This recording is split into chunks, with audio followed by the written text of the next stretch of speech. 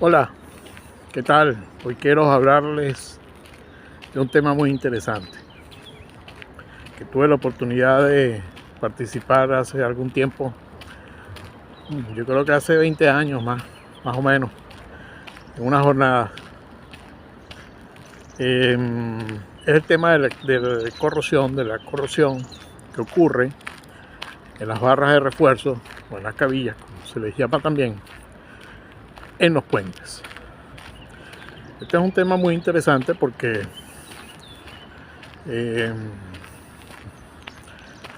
a veces es difícil conocer exactamente qué es lo que le está sucediendo al puente, porque no podemos ver sus barras, ¿no? Está sumergido, puede estar sumergido en agua, puede estar sumergido, sumergido no, está empotrado en el concreto y muchas veces no se conoce, ¿no?, a ciencia cierta qué es lo que está pasando con sus barras, aunque hay procedimientos para eso. Pero eso amerita pues un procedimiento interesante también, ¿no?, para conocer el estado de las barras. Si bien es cierto, los puentes antes de construirse, sus barras son protegidas con recubrimientos, con pinturas, en fin, con una serie de procedimientos que cambian en función de dónde va a estar situado el puente, del diseño, por supuesto de las tecnologías que cada día avanzan con respecto a ese punto. Y pues nada, esas barras se protegen y se arma el concreto armado o el hormigón, como también se le llama. Lo cierto es que a través del tiempo, por supuesto, las aguas van entrando dentro del concreto y logran contaminarlas, y esa contaminación es la que inicia el proceso de corrosión. David Haussmann, que fue un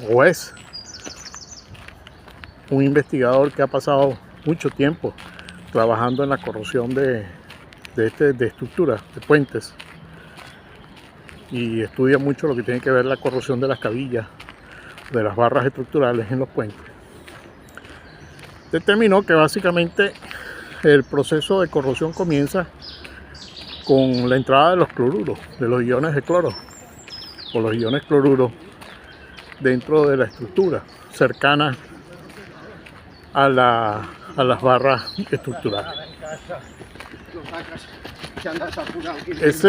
Él también determinó una relación donde expresa que si la concentración de los iones de cloruro con respecto a los iones de hidroxilo cercano a las barras superaba 0,61, pues ya empezaba a presentar un problema que había que corregir a corto plazo. Eso fue por allá en los años 70, comienzo de los 70. Eso ha cambiado mucho, porque por supuesto las maneras de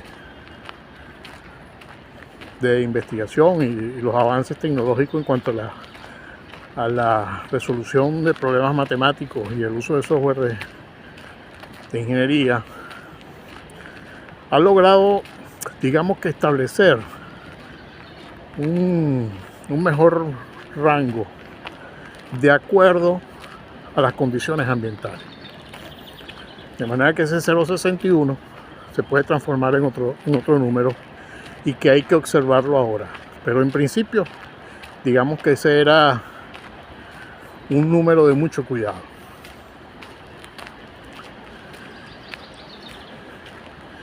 En Kansas, en el estado de Kansas, en Estados Unidos, tenían un problema grave con los puentes y ellos decidieron emprender una investigación. Y en esa investigación se trataron de comparar dos procedimientos que se estaban empezando a utilizar en esos momentos.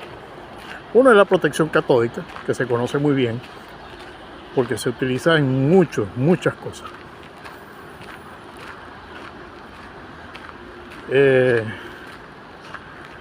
La protección catódica no es más que la colocación de un ánodo de sacrificio, ¿no? De una barra de sacrificio. Y que a grandes rasgos lo que yo quiero hacer es que en vez de dejar que las barras de acero de la estructura del puente se contaminen y comiencen a producir un efecto de corrosión, pues trasladar los cloruros a mi barra de sacrificio, que es una barra más fácil de corroer. Y entonces los iones de cloruro, pues en vez de atacar el acero, pues atacarán a esa barra. Generalmente esa barra es zinc, es decir, es un metal que es mucho más fácil corroíble por los iones de cloruros. Para que esto pueda ser verdad, pues hay un cierto procedimiento. Las barras tienen que estar conectadas con la barra o sea, todas las barras tienen que estar conectadas, es decir, las barras de acero tienen que estar conectadas con las barras de zinc, y debe estar eso sujeto a una corriente eléctrica muy débil, una corriente eléctrica muy baja. Ahora no recuerdo, pero creo que está en el orden del 1 miliamperio. Y eso es para tener la conexión de manera que por electroquímica, pues los cloruros abandonen el sitio donde están y se vayan a donde está el zinc para poderlo atacar más fácilmente. Hay otro procedimiento que se investigó mucho en Kansas en esas épocas, en los comienzos de los años 70, que es la extracción de cloruro. Y básicamente utiliza un procedimiento un poco parecido, pero no es ¿cómo les explico? O sea, no es necesario estar aplicado todo el tiempo. Es decir, veamos la situación. Tenemos un puente, vamos a hacer una inspección al puente. Hacemos todos los procedimientos y nos damos cuenta, por ejemplo, que el puente tiene está iniciando un proceso de corrosión importante. Entonces necesitamos hacer una reparación. O perdón, no necesitamos hacer aún la reparación, sino que necesitamos parar el proceso de corrosión. Entonces tenemos dos opciones: o hacemos una protección catódica, que implicaría colocar ánodos, toda una serie de conexiones, y los ánodos deben estar, o sea, las barras de zinc deben estar colocadas de tal manera que funcione el procedimiento, es decir, que los iones de cloruro, en vez de atacar las barras, decidan trasladarse a la barra de zinc para atacarla. Y para eso pues se tienen que calcular esas distancias y todo ese tipo de cosas, ¿no? Y ese procedimiento, es decir, la inyección de electricidad para que ocurra ese procedimiento tiene que ser permanente. En el caso de la extracción electroquímica de cloruros no es necesario. Es decir, se hace el procedimiento en cierto tiempo y se va midiendo la cantidad de cloruros que se están extrayendo de los sitios vulnerables. Después que se acaba la extracción de cloruro, pues se hace un procedimiento de protección del hormigón, porque por alguna parte tuvo que haber entrado ese cloruro, por poros, por grietas, etcétera, etcétera. Y entonces se prevé que esa protección o ese proceso de extracción electroquímica del cloruro puede durar otro lapso de tiempo interesante. Se retira todo el equipamiento y se acabó. Esa es la diferencia entre los dos procesos. Mientras un proceso debe permanecer permanentemente allí haciendo el trabajo de protección, la protección catódica, el otro es un proceso que se utiliza, se hace, y luego que se obtienen los resultados, se retira. Lo interesante de estos procesos es que no son invasivos. Es decir, que no tengo que hacer una reparación estructural al puente si no lo amerita. De manera que en algunos casos solamente con una pequeña restricción del tráfico es suficiente. Pero en algunos casos inclusive no es necesario hacer restricciones del tráfico. De manera que es un procedimiento, son procedimientos muy interesantes. Ahora, ¿cuándo aplicar uno y cuándo aplicar el otro?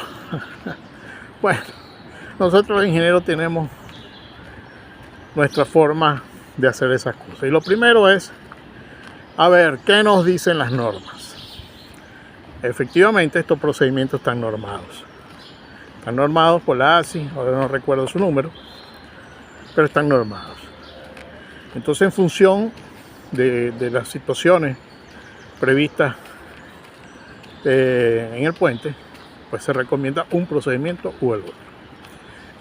También tienen que ver mucho las situaciones ambientales, donde está sumergido el puente, cuáles son las características del flujo, si es un flujo turbulento, si es un flujo suave, si hay inundaciones frecuentes, me refiero, si hay muchos sólidos en suspensión, si hay efectos contaminantes donde pudieran incrementarse, digamos que la exposición a los cloruros, en fin, todo eso hay que estudiarlo. Y sobre todo sacar las cuentas. Que eso es lo que al final de cuentas, o al final de todo, es lo que nos interesa, sacar las cuentas. Porque las cuentas son los que nos dicen, los números son los que nos dicen si vale la pena hacer el procedimiento, si vale la pena recuperar el puente o simplemente derribarlo, construir uno nuevo, en función de las características, en función de la utilidad pública, en función de la necesidad en este momento o la necesidad de futura.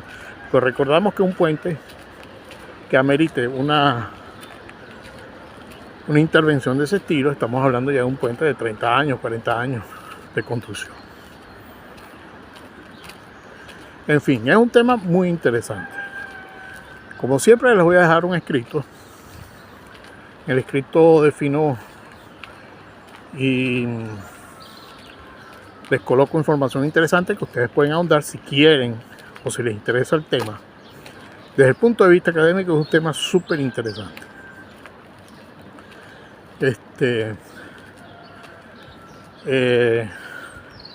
Hay algunos gráficos o dibujos, figuras, pues explicando cómo funciona cada una de estas cosas.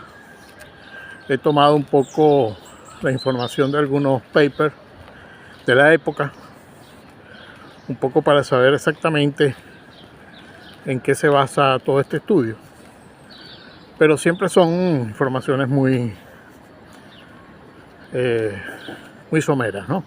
Entonces, de manera que si te interesa el tema desde el punto de vista didáctico, pues